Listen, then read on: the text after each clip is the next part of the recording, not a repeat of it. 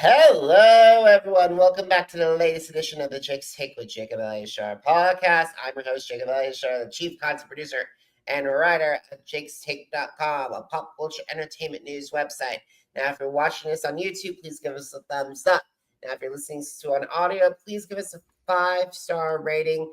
Please consider downloading this episode along with other episodes, and please subscribe.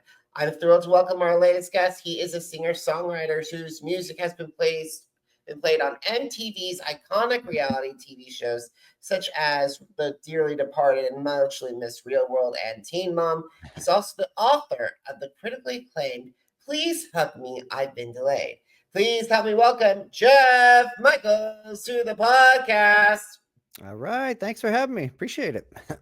You're so welcome. You're so welcome, Jeff. Thank you so much for taking time out of your schedule talking to me today. I really appreciate it. Of course. Iconic is really the word. Those are a couple of older shows for sure. Absolutely, absolutely. Actually, I've actually had a couple of real worlders on my podcast. Oh wow. Okay. Awesome. I love that show. I used to love it. Absolutely. Yeah. All right. So let me just tell you the names: John Brennan and Beth Stolaric. Okay.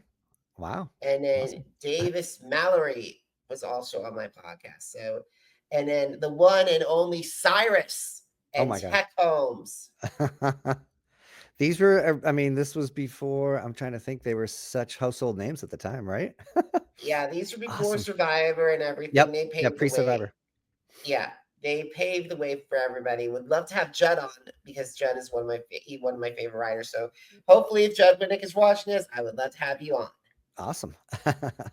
All right, but we're not here to talk about all these real worlders. We're here to talk about you. So, Jeff, when did you get interested in performing, and how did that passion evolve into desire to pursue a career in the entertainment industry? Yeah, I think it was just always in me. I mean, I started out when I was 2. My parents have some video of me conducting with this plastic straw in my crib. And to their credit, they never pushed me into lessons or anything. They always offered, but I ended up just teaching myself piano, guitar, and drums by listening to old Beatles tapes. And I just sort of had a affinity for playing. I only took a very few professional lessons, some New Orleans style funk piano in college. But everything else was kind of self-taught. So I don't know, it was just in me. And then really got into it post-college, into my own band and a couple of bands I was playing in before that. So it was kind of a slow process. I didn't really have a moment where, we're starting this and we're beginning it.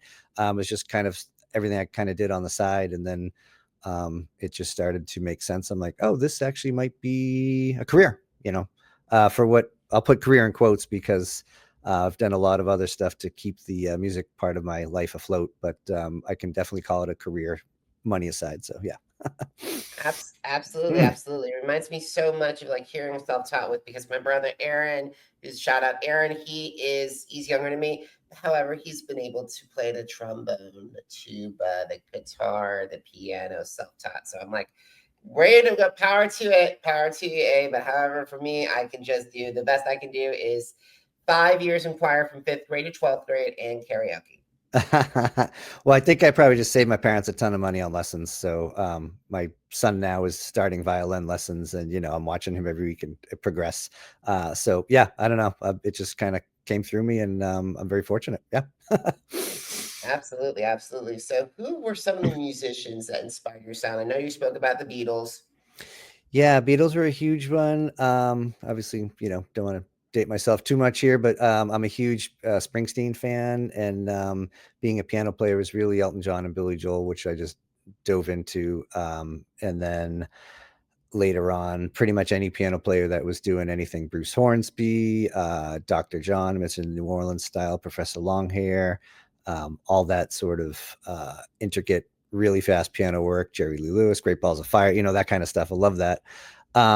And I thought that was really going to be my sound for so long. And I really, really spent endless hours transcribing solos and that intricate finger work, which I can still do a fraction of.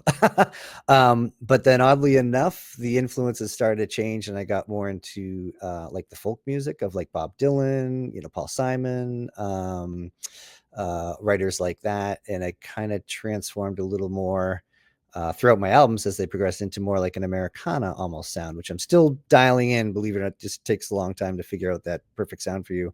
But I met my songwriting partner, Scott Barkin, who produced my newest record that's coming out now.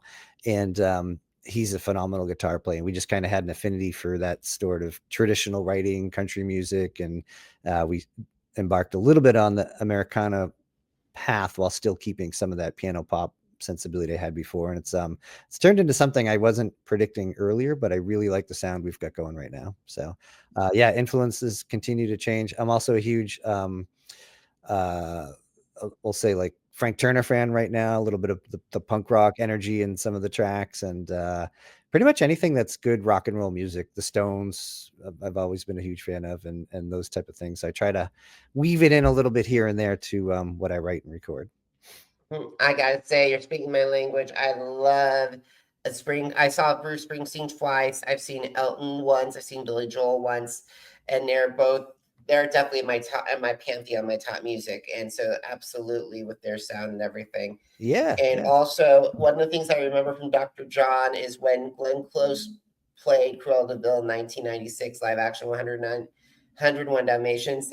I remember Dr. John's version so amazingly of It's that just song. And like, you cannot touch that song after Dr. John did it. can't touch anything he did after. I was fortunate enough to see him in Oakland play. I was probably 20 feet away, and I'm just like jaw drop. I was just in New Orleans recently, and I'm just like, he just took all that energy of that city and just put it in his music. I'm like, that's just, I don't know if I'll have another one of him again. Well, Harry Connick Jr. too, all those guys. It's just like I adore that type of musicianship. Yeah. Absolutely. And we cannot forget the preservation of jazz band as well. Mm-hmm. Mm-hmm. And the Marsalis family. We cannot forget them. Al, I confess I was one of my first bands. I actually joined the jazz band in college, and I quickly learned I can fake it. I do not have those chops, so I stuck with the piano rock and roll chops for sure. Yeah, I was Thelonious Monk and the like. We were trying to do it, and I'm like, I'm just gonna step aside from that. But I appreciate it. I just listen to them all the time, and I'm just still in awe. Just legends. Yeah. Absolutely. So speaking of legends, we talked about we brought it up earlier, legendary MTV shit reality series, The Yeah. Real World and Teen Mom. Could you and several of those songs made it onto those shows. So could you describe to my audience how you found out when you found out your music made onto the show? And what was your first reaction when you heard your song or interpreted added into that show? Yeah, again, those are, a little bit older. I've had some other things since, which are, smaller placements in Europe and stuff like that. But those were like kind of big ones in the US at the time. They were major shows that everyone, dare I say, still tuned in each week to watch versus just binging a whole season. So the one in particular, and I highlight those because those are, was my first placement. And I just, it was amazing. We had worked with a licensing company, and I had been sending out tracks for years. And sometimes you get a bite, sometimes you don't. And this one, I think they licensed the full album we had done under my with my band, and we knew when it was going to air. So I was actually at home, got to watch and listen. And then I distinctly remember setting my watch to see like how long the track would play, and they played it in the background for a bit. And then it was Real World Brooklyn, and it played a lot longer than I thought. I thought maybe 20 seconds. I think it played for like a minute and 15 or something like that. And I'm like, okay, all right. And I'm like, sure enough, the longer it plays, the slightly more money you get. So I did end up getting a royalty check, 9 or 12 months later from ASCAP for that one. And that was our first one that we actually we actually made some money here. This was great. Like, it actually works. The system works. They're few and far between, of course. Most of the time you get little tiny royalty checks. And it's totally fine, but it was fun. It was a good experience. Yeah, after pitching for so long, it was just nice to have a couple hits and then a few more after that. So I'm continuing to do that. Always just seeing like, the industry has changed so much because there's so much music out there right now. It's actually changed, even in the past 5 years, if you will. So the music placement business, I mean, I think the music supervisors who work on shows, I don't envy their job at all, because they're not just sifting through, a dozen bands that they're trying to place. It's now like hundreds and thousands of tracks being released each week. So they can, spend hours and hours and hours trying to find that perfect song. So at the time, we were lucky because we were one of a few bands being pitched, and it hit well, and we got a few placements out of it. So yeah, it was great.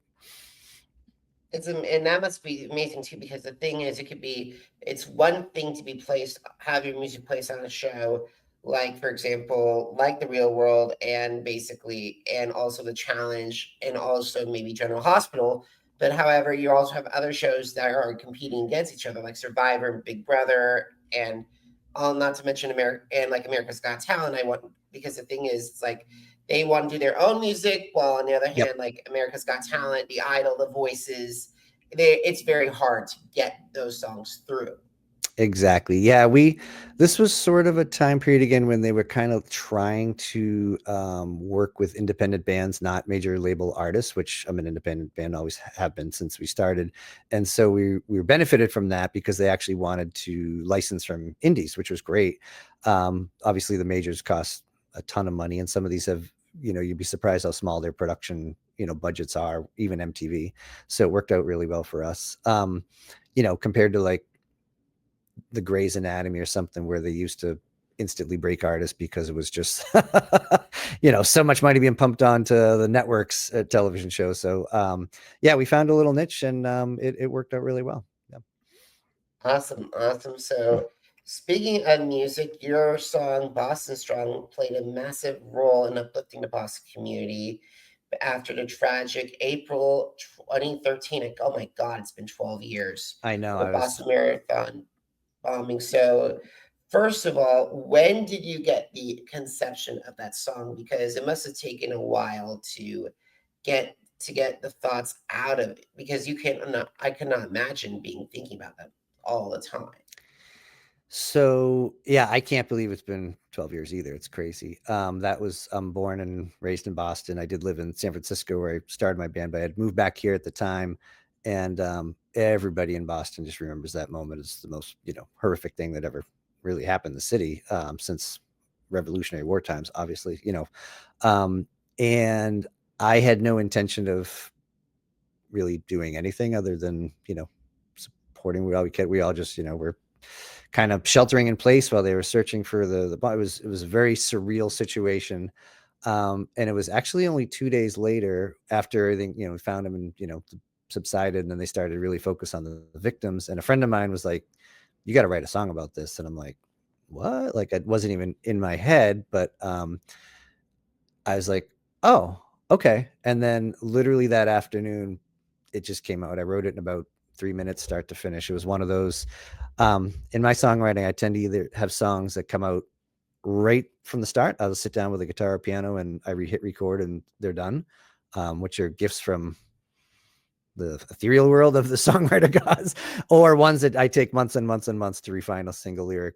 And that's my process. There's nothing in the middle.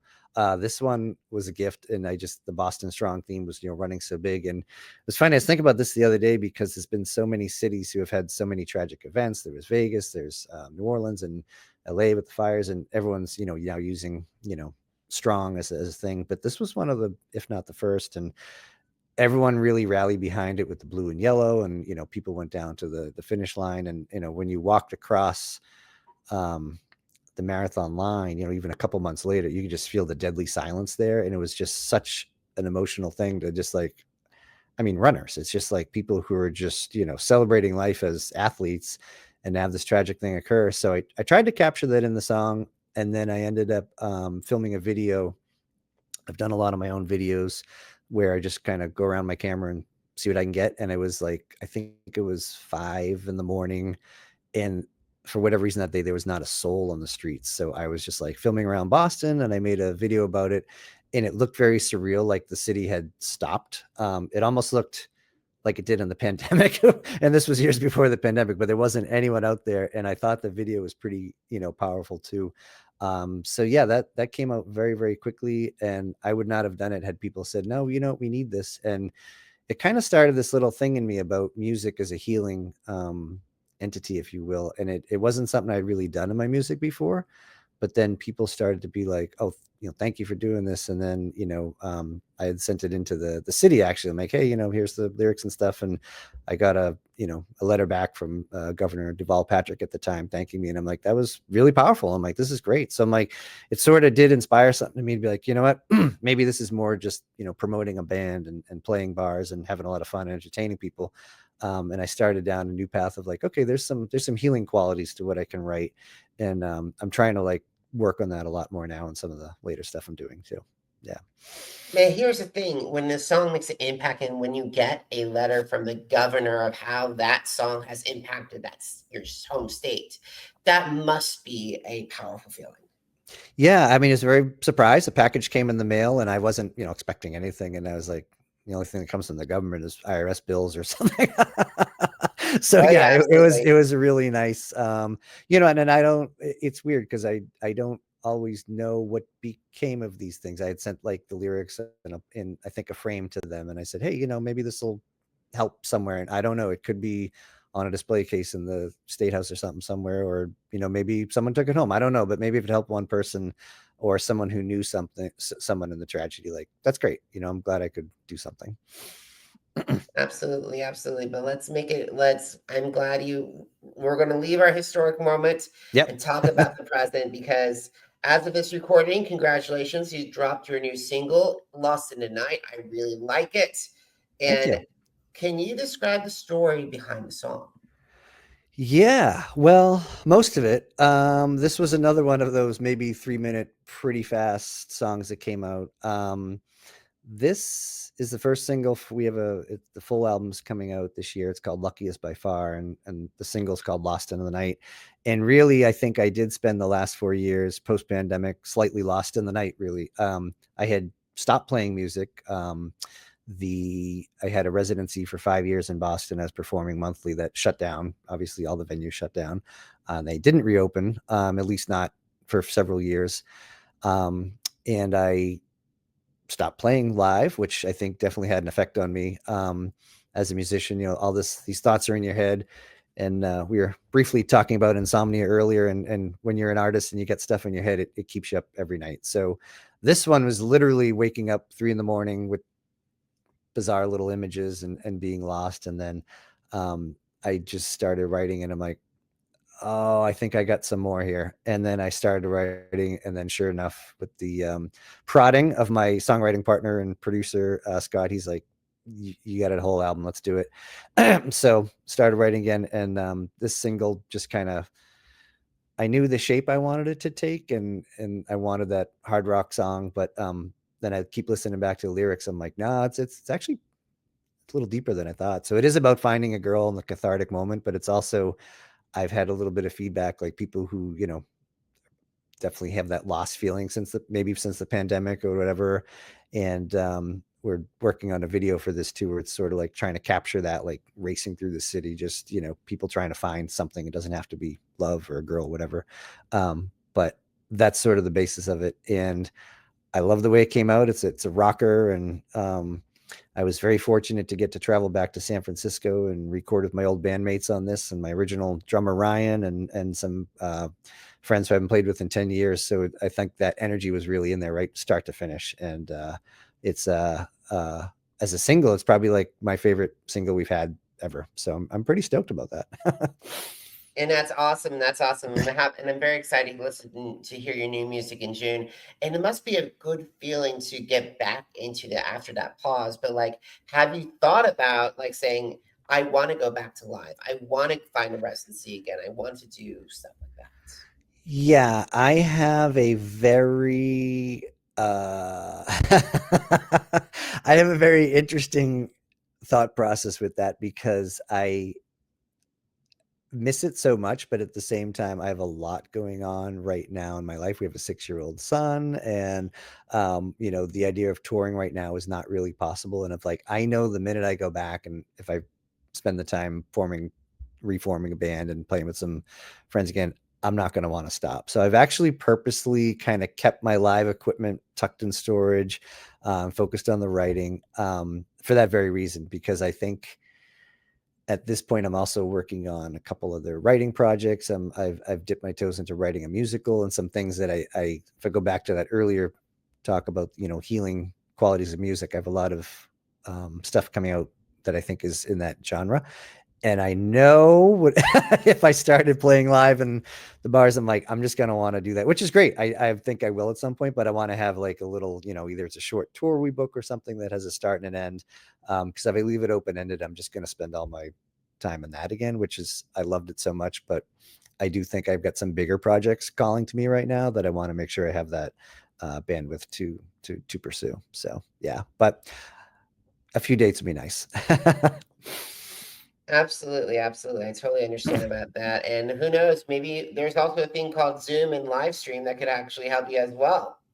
Yeah, that's funny because I thought about that and I did one very minor thing in the pandemic. It didn't, and I actually watched a lot of artists. We actually spent the pandemic, everyone had their own story. We were down, we were in a stay with my wife's family, and we every Saturday tuned into like local artists, and we were donating money, and just that was our Saturday, drinking some beers in isolation and watching our friends perform. I have another friend from San Francisco, Joel Streeter. He did a set with his, some Beatles covers and stuff with it. It was really fun. It wasn't the greatest time, we'll just say, in history, but the fact that we were just hanging out in our family on a Saturday afternoon where we otherwise would have been everywhere, like there was something about it that brought us together.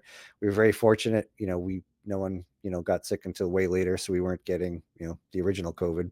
We're getting it now, where it's probably just as bad, but so those times are like kind of special. And like I did think about doing a streaming thing. I did one little small one, but then for me, the connection on a live show and a live stage, it's so much different than just recording and performing. So I was like, I'm just going to hold off on that one. So I think that's a good idea. So before we wrap up our interview, we got to talk about, because sure. besides music, in addition to other projects you are going on, is you're also an author of the comedic series Please Hug Me. Now that series has been recognized by the Chicago Tribune, MSNBC, NPR Weekend Edition, and the Orlando Sentinel. So how do you get the idea of Please Hug Me? And I have a feeling with this climate we're in, I really think there should be more books on the way. I'm glad you said that because I've been reviewing some of the projects I left off the past few years. As with music, to be honest, having a new child, we devoted our lives to him and rightfully so. And it's really hard to take time out to write and do these projects. I take a substantial amount of your time to do. So I've been considering now, I'm like, hey, you're a little older, I can actually get back to writing some of these again. But that book, yeah, I got really lucky. It was my debut title. I've been writing for quite some time along with music, blogging, things like that. And this is my first actually book that I pitched. It was just kind of born out of frustration of flying at the time, which honestly has gotten no better in the 10 years since it's come out.